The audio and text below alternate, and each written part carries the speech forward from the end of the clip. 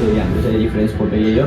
सब खाइदिन्छ, कोक पनि खाइदिन्छ, ए टु जेड सब करेला वरेला सब खाइदिन्छ। यो बनिरहेको छ रोटीको सेपमा। सो हेलो नमस्ते, welcome back to my channel, यो बोनमल ब्याक विथ अनदर ब्लग। आजको ब्लगमा चाहिँ सिम्पली हामी चाहिँ घरमा आलु पराठा बनाएर खान लागेको छु। आलु पराठाको लागि आलु रेडी हुँदैछ, अनि बाहिर चाहिँ हाम्रो भेजेसहरू कटिङ हुँदैछ। त्यसपछि चाहिँ हल्का सिनेमेटिकहरू देखाउँदै हामी चाहिँ भिडियोलाई कन्टिन्यू गर्नेवाला छौँ। त्योभन्दा अगाडि चाहिँ जुन हामीले चाहिँ योभन्दा अगाडिको ब्लगमा भनेका थियौँ कि हामी चाहिँ वाल आर्ट गर्नेवाला छौँ सुन, त्यो चाहिँ हामीले काम चाहिँ स्टार्टिङ गरिसकेको थियौँ कि, तर त्यो बेलामा अलि दिउँसो गरेको बेलामा अलि भएन कि ब्याकग्राउन्डमा चलिरहेको त्यसैको भिडियो हो।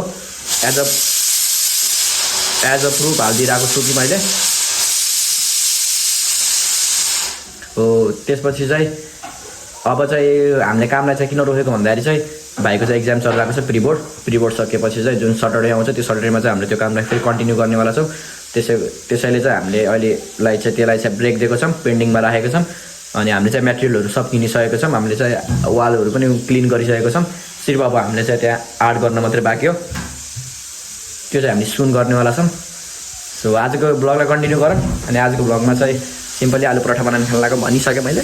यहाँ चाहिँ भेजिस कटिङ हुँदैछ। यो चाहिँ सिटी लागेर दामी हुन्छ। ओके, सिनेमेटिक सुरु गरौँ अब। डो रेडी भयो। हाम्रो चाहिँ आलु रेडी भइसक्यो। आलु उसिनेको आलु कुकरमा सिटी लगाऊ, एक सिटीमा बास मिठास बनिहाल्छ। मिठास कस्तो मिठास हुन्छ थाहा छ? यस्तो मिठास।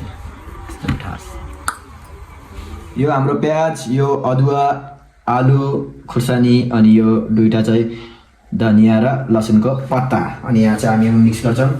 सुरुमा यो खुर्सानी, अनि हल्का नमक अनि और करेंगे इसको मिक्स।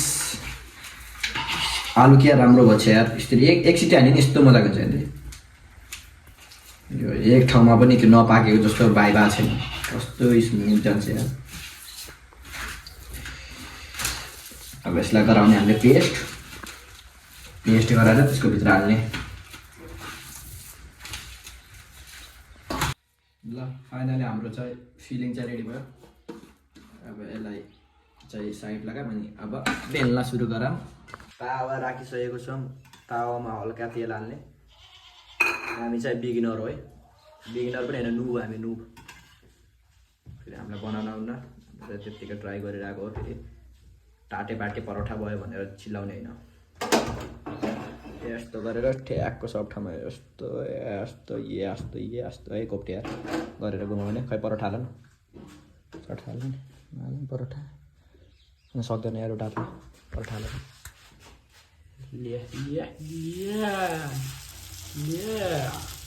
अब पक्रायो ना परोठा। ग्यास फ्लेममा बाल्ने होइन, यसरी हेरिराख्नेको टाइममा फेरि जल्न सक्छ। फेरि एउटा भाडा पनि त चाहियो राख्नलाई। स्किल छ क्या मसँग, कुकिङ स्किल। यस्तो गर्नु, यस्तो चेक गर्ने फेरि। देख्यौ, यत्तिको स्किल हुनु पऱ्यो। हाम्रो यति छ, त्यो त्यति छोडेछ। जल्दी पकाओ।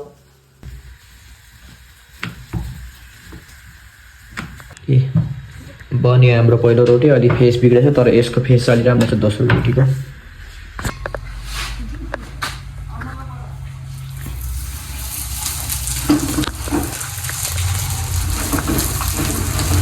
A few moments later. Okay, त हाम्रो बनिसकेको छ पराठा। अनि अहिले जाँदैछ हामी चट्टी बनाउन।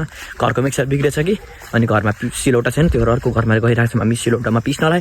सिलौटामा पिस्छौँ, त्यसपछि चट्नी बनाउँछौँ। त्यसपछि छेउछेउ आएको छ, टुपिएम पनि बनाउँछौँ, कोक पनि आएको छ, कोक पनि बनाउँछौँ। मुगाङ भइहाल्यो।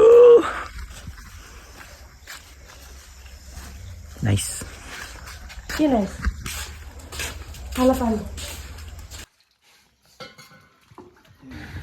क्या दामी देखेको छ यार रोटी। हामीले चाहिँ टोटल बनायौँ रोटी 8वटा जति, 2 यता 2 एउटा खाएन 8 रोटी बनायो 2 PM बन्दैछ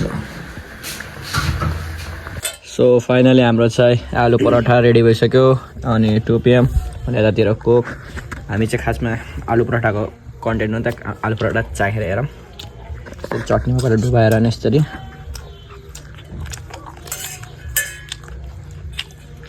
क्या क्रिस्पी बन्यो यार वी नो द्याट हामीले राम्रै बनाउँछौँ खाना थाहा थियो कस्तो टेस्ट गर्छ भनेर त्यही पनि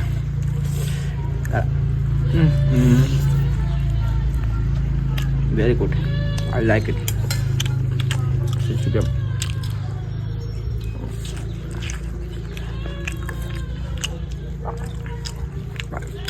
कोक पनि सुरु पाल्नु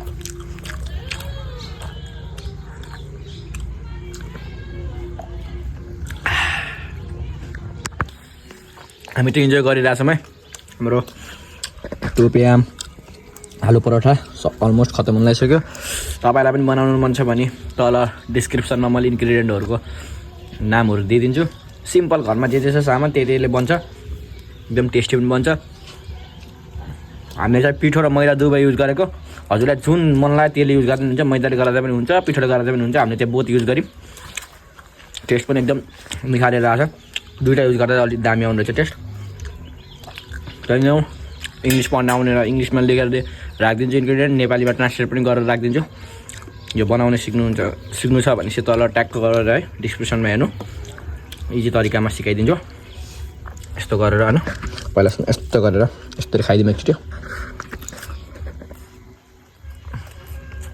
गुड